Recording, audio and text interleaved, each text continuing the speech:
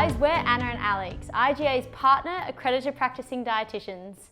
Thanks so much for submitting your nutrition questions via IGA Australia's Facebook page. Anna and I are super excited today to be jumping in and answering all of your questions. Alrighty, so the first question we're going to kick off with is one that we get a lot this time of year. What actually is a detox and how do I do it? Yeah, so detox is obviously such a buzzword, and I'm sure we've all come across some sort of detox product or program or regime. And the basic premises behind any detox diet or regime is that you can remove specific toxins from your body by either, eliminating a food group or a specific nutrient, or maybe taking a certain supplement. And they all promise amazing results like rapid weight loss, improved energy, better skin, boosted immunity, you name it, a detox diet is going to fix it. Yeah, but the bottom line is that detox diets are absolute nonsense. There is no science out there that suggests that we need to eat or drink specific foods or nutrients or supplements to remove specific toxins from our body.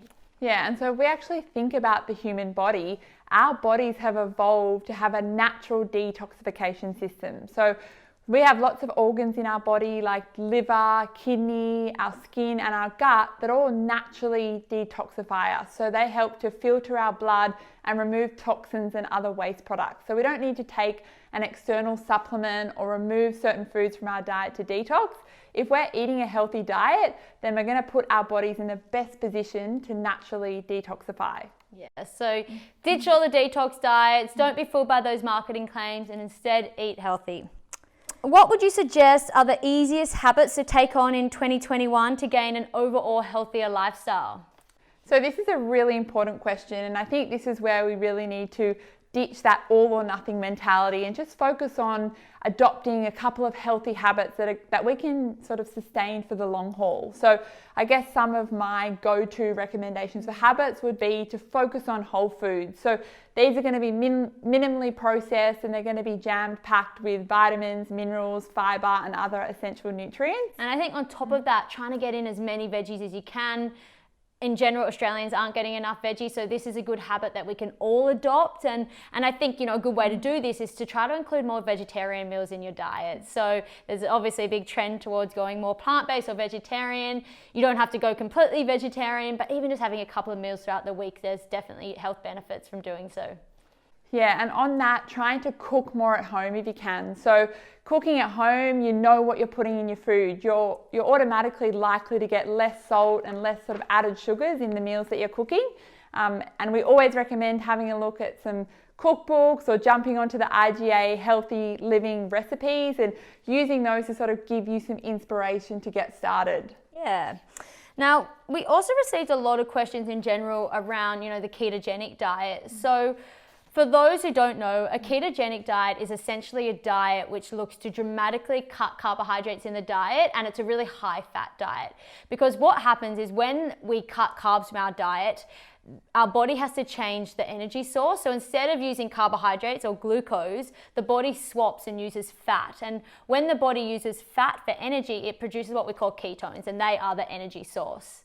Yeah, so any diet that uses fat or metabolizes fat for energy is a ketogenic diet. And the bottom line is we don't recommend ketogenic diets. They're very restrictive, so they're very low in carbohydrates, which means they're often lack in fiber, and they're not sustainable for the long haul. And there's also very little research to support them. Yeah, and if you are looking to do one, we would highly, highly recommend that you see an accredited practicing dietitian, because otherwise they can be quite dangerous in terms of how restrictive they can be. Okay, so what fruits are the most nutritious when it comes to juicing? All right, so in general, when it comes to juicing, there's a few things to keep in mind. Firstly, we're going to always recommend you eat whole fruits as opposed to juicing them.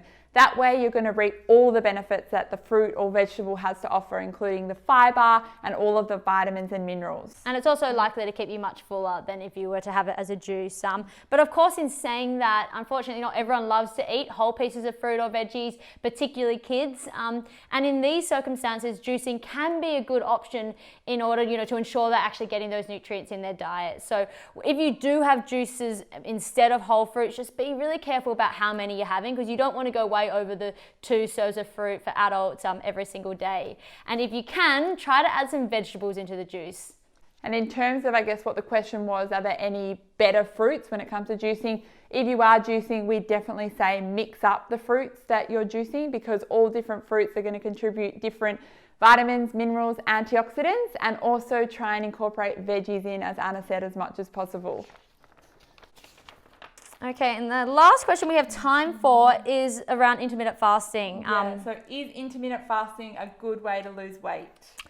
So intermittent fasting, it's definitely a very on-trend diet. It's one of the most popular at the moment, and there's lots of different types of intermittent fasting diets. So the two most popular or common ones are the 16-8 and the 5-2 diet. And I guess regardless of the name, the basic premises of any intermittent fasting diet is cycling between periods of fasting and periods of eating. So these diets don't typically tell you what you should and shouldn't eat or anything like that. It just tells you sort of the time frame in which to eat it. And that's one of the positive things about intermittent fasting diets. It's one of the things we like, in that if you do it with an accredited practicing dietitian, you can still, achieve a healthy, balanced diet.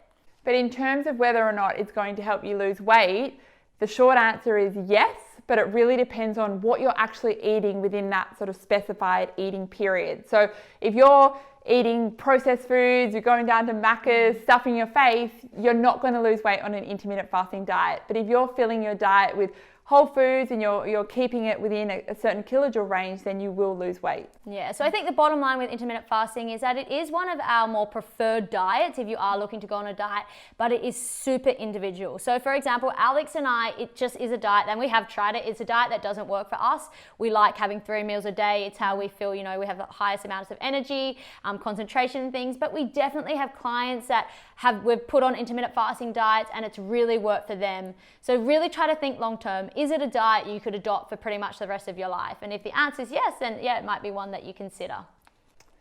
Alrighty, well, thank you so much for all your questions. We've loved answering them. And if you do want to see more tips like this from us, make sure you head to the Locals Matter community page. And if you sign up, you'll get access to content and some yummy recipes. Thanks, guys.